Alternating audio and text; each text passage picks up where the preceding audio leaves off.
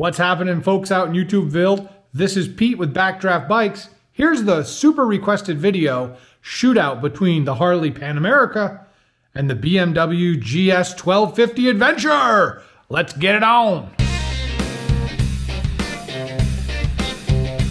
Hey, I appreciate you supporting the channel. I do have some new merch in. If you want to wear one of these cool shirts and look spiffy while doing it and supporting a good cause, please check out the link in the description for our merchandise. So I had a lot of requests for this video. A lot of folks looking to see what are the differences between the hot new Harley Davidson Pan America Special 1250 and the BMW tried, tested, true R1250 GSA. These two bikes are rather interesting for sure. Just to go over a few things, this is a 1200 model. So this is a 2018, the last year that they made the 1200. The differences between the 1250 and the 1200 between the 18 and 19 models and even up to right now really haven't changed at all. These bikes are very similar in their makeup and DNA. Very, very minute, small differences between them. That being said, how does this platform perform against the Harley Davidson? I put 5,000 miles on my Harley Davidson over the course of 4 months, and I have to say I really did enjoy it, but there are a few things that really stand out as differences, and I put about 1,500 miles on this bike so far, and this is my first time BMW. I've never owned another one. So I'm very fresh in my comparison thoughts between the dearly departed Pan America and this model. Let's start out with a couple things. Here are the specs between the two. Here's the Harley specs. If you want the Cliff Notes, understand this bike is about 23,000 out the door, 150 horsepower at 9,000 RPMs, 94 foot-pounds of torque at 6,750, and it's about 575 pounds even without the bags. Now for the German counterpart. The range of the price varies greatly depending on what options you have, but expect to spend about the same amount of money, 21 to 23,000. It has a horsepower rating of 136, which is slightly less than the Pan America. However, the power is much lower at 7,750 RPMs. Your torque comes in at 105, so it's a tick higher than the Pan America at 6,250, still making peak torque light RPMs than the other. The weight is 550 pounds for the base model, but when you get into the adventure model, it's actually almost 600 pounds by the time you get your bags on it. The fuel capacity is quite a lot more though in the adventure. You get 7.9 gallons, which extends your range out quite a bit, sometimes over the 300 mile mark. So there's some things to consider there. Here's a graphic of advertised fuel economy for the following adventure bikes. I'm sorry, Harley Davidson, I never got a tick over 240 miles for a tank. You'd have to be Grandpa 5000 to get that type of mileage. Instead of going into massive amounts of details about the Pan America, just click on one of the videos in my channel if you really want to get down and dirty with the technical. I'm going to give you the Cliff Notes version, and I'm going to highlight the things that I really didn't care for on the bike, but some of also the strong suits that I really liked about the bike. This is called a shootout video, so I'm going to show you Harley, and then I'm going to flip over to BMW with my thoughts on what they did, and we'll just see how we stand at the end of it. First up, Milwaukee's finest, the Harley Davidson Pan America. The front fender is deplorable and immediately fills the radiator with sludge. The factory skid plate is absolutely worthless, forcing you to fork out another $500 for their heavy-duty one. The Daymaker headlights are Nightmaker headlights. They don't work. And to make matters worse, the adaptive headlight, which is seen on the very top of this headlight, comes on when the bank angle sensor sees you leaning into a corner. This gets really obnoxious in traffic as people think you're flashing your high beams at them. Again, Milwaukee markets this as an off-road machine, but they made some weird design decisions, like throwing an external coil pack with wires that's completely exposed to branches and sticks. 1930 called and said something about coil packs. Off-road, you swamp this thing and get a ton of water in the engine. You need to pull the plugs and cycle it to get it dried out. But guess what? Only 2 plugs are visible. 2 more of those are up underneath the tank and will require quite a bit of labor to get to. So that's not too cool if you're out in the bush. Harley Davidson calls their kickstand a jiffy stand. I call it an iffy stand. It can't be deployed if you're on a center stand, and it is super unstable and hard to engage because of this lip built into the motor. In fact, I dumped the demo bike trying to deploy the kickstand. Very bad design, but Harley's been using it since the 1940s. Two of the big bike manufacturers for ADV use drive shafts. Harley went the traditional route with a chain. So it can be geared up and down. It's easy to access and maintain, especially in the bush, but it does need constant adjustments. Here's an unnerving statistic with this Pan America. It lived its first few months right on the battery tender. The battery would be dead after about 1 week of not riding. Harley stated this was normal for these type of bikes and just keep it on the tender. Selecting gears on this bike, bar none, was the worst out of any bike I've ever owned in my 20 years of owning motorcycles. It was barbaric and almost needed a very forceful motion to shift. I don't know why it was so poor, but unless you were wearing very stiff riding boots, it actually hurt your toes to shift. Luggage is an absolute necessity on an ADV, and as you can see, Harley's factory bags leave a little to be desired. Not only do they look weird, like they're off-centered, but they're also super wide. This bike is wide. We're at like 45 inches now wide. It's a wide one, bub. They come in at 42 inches, which is so dramatically wider than the front of the bike, it can get you into a real sticky situation, especially if in traffic. I had a couple close calls myself. The other thing that's weird about these bags is Harley decided not to do the little cutout like most of the guys do when they're mounting bags. Some of the aftermarket renditions do have this, but to me, it's just very poor design. My final complaint about the bags is the locking situation. You have to use a key to lock and unlock the bags if you want to open them. You just can't open them. And the key is different than the one that unlocks the seat, and the bike runs on a fob. So you're carrying around a keychain full of keys like a 3rd century jailer just to be able to open and close your box and take your seat off. One more thing, super annoying. You have to lock the boxes to take your key out. You can't take your key out and leave the box unlocked, so you literally have to lock and unlock your box every stinking time you want to open it. Why? The iconic Harley Davidson sound, potato potato, is missing from this bike because of the fact that it's a water-cooled bike that runs like a regular engine. You can fix it a little bit by putting on some aftermarket exhaust. Here's the loudest one that I heard. But with the factory exhaust, it just has very little sound appeal. It's very quiet, if that's what you're going for. But it's the biggest complaint that I heard from anybody that I met at a gas station. Start it up and let me hear that baby rip. There is no baby and there is no ripping. The heat on the right side of your leg is almost non-standable in hot weather, especially on your thigh. Next, the GPS. What a letdown. Here's the problem with it. Forces you to go through their app, and then their app tracks what you're doing and puts data up to the mothership. I'm not happy with that.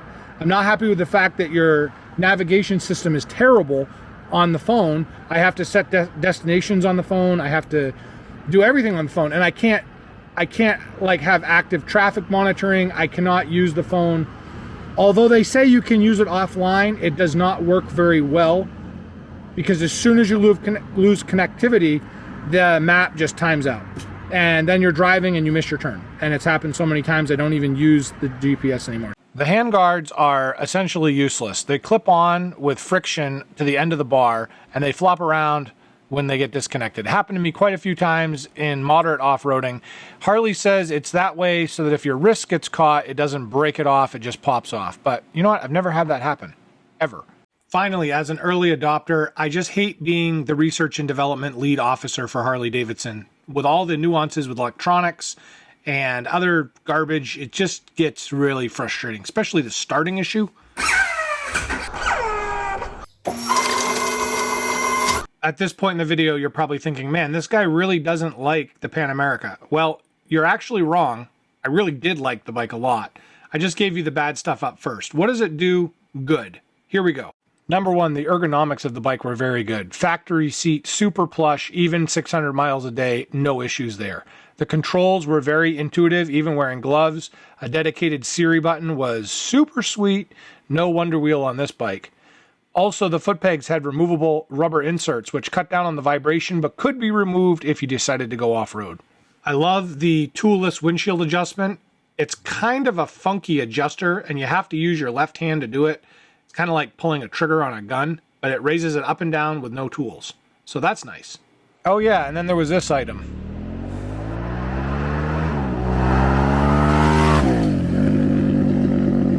Did we mention the bike had 150 horsepower? This bike really has power. The only issue with this bike's engine is the torque mapping curve where it gets its power. You got to rev this baby right up. It's not a traditional Harley where you've got torque right off the line.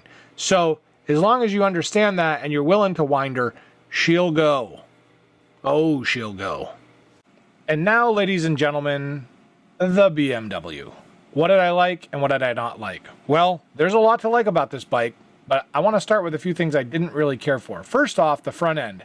It's super wide in the front end, bub. However, that width translates nicely with the rear because the back and the front of the bike are almost the same dimension. So lane splitting, going between cars, etc. kinda works the same, and you don't have that back end that's huge. I do have BMW's Luggage on here, and you can see the BMW Luggage does offer more space. It's cut out around the exhaust, and I do have the top box on as well because it's what it came with. Again, as symmetrical as it gets, 38 inches in the back and just about 34 inches in the front, very symmetrical.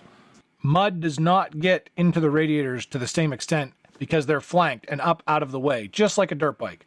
BMW also puts a proper front fender on. You can see it extends well beyond the backside of the fork, as well as the front, really keeping mud and slosh to a minimum. BMW also has toolless adjustment for the windshield. This one uses the right-hand side, which isn't that bad. You have to take your hand off the throttle, which isn't a bad thing, and gives a very nice, easy, smooth adjustment with a very rugged mechanism. GPS on the BMW motorcycles via Garmin is actually an unbelievable option. They work well, they're glove-friendly, and you can update them. Thank you, BMW. Yes! BMW also offers push-button keyless fob ignition. I'm not super in love with the Wonder Wheel, as they call it, the way that you navigate through the menus on the TFT, but it isn't too bad, and it's easy when you're riding. The graphics on the TFT are actually much crisper and easier to read than Harley's. Very easy to see in direct sunlight as well. Just no touch screen, which is kind of disappointing. Heated hand grips that actually work. In fact, on the high setting, it's almost uncomfortably hot. Yes! Yet another batch of Kool-Aid was served up, as far as Harley telling me they're the only ones that do adjustable on-the-fly suspension that's active. Well, guess what? BMW's been doing it for years. Yes, I drank the Kool-Aid, I know. This suspension setup on this bike is adjustable on the fly and also takes input from the CAN bus sensors as far as lean angle, throttle position sensor, and what mode you have it on. And yes, they're completely tunable. We have deer and moose up north. Lighting is so important. BMW, 10 out of 10 lighting. Best lighting I've ever had on a motorcycle. Oh yeah, and the wireless key fob, stylish as it is, has a switchblade built into it that opens all boxes and everything on the bike. And yes, you can open boxes without having to lock and unlock them. The foot pegs on the BMW are wide and very firm underfoot, unlike the Harleys, which are quite a bit narrower. They also snap up in case you hit something. The rear brake lever offers an adjustable two-stage thing, but it's kind of weird to operate. Like, essentially, you flip this thing up and it gives you like about a half-inch less height, and you flip it down, and it's just kind of an awkward way to adjust it, but hey, it works. This bike actually has a quick shifter, and shifting is buttery smooth. Very little effort required. BMW has a normal kickstand. You use your heel to deploy it. It deploys center line, and it's very firm underfoot. It's not wobbly, and you're not wondering if it's connected. And here's a novel thing. You can have the center stand engaged at the same time. Nobody blocks each other. Because it's late in the season, and currently the roads are full of ice and snow, I can't do any detailed riding videos right at the moment. But I will tell you this. I put about 1,500 miles quick on this bike as soon as I got it, just to try it out and get comfortable with the features. I am fully confident this bike is going to serve my needs as an ADV rider, and my direct comparison to the Harley is, sadly, it's way better. It's like BMW's been doing this for, 40 plus years, and they figured out what exactly makes a good ADV bike. Harley, I've got to give it to you. You tried You tried hard. I mean, a brand new bike, you haven't done this before. It's a new thing for you. I just wish you would have left the cookies in the oven a little bit longer. It seems like you released this bike kind of prematurely and kind of left it up to the customers to find the bugs, which is rather disappointing for a top shelf bike. I mean, the price point's there. The bike's got great power. It seems like there's potential, but then there's just so many issues with the bike. All in all, BMW, you look like you've refined this machine for quite many years, and you're not new to the game, and you're the undisputed leader in this market. So I am excited to give this bike a drive. There is a little stigma that comes with the BMW. I like the bike a lot. I like the feel. I like the riding stance. The power actually feels a little bit snappier because it has more torque down low, although I think the Harley Davidson has a lot more top end if you wind it up. The note on the BMW is to be expected. It's very European. You know, it's going to be an exciting bike to ride. Stay tuned to my channel. I will do more detailed, in-depth reviews and comparisons, as well as some off-road riding, and we're planning on taking a few road trips. Stick around, ride safe, and thank you so much for watching.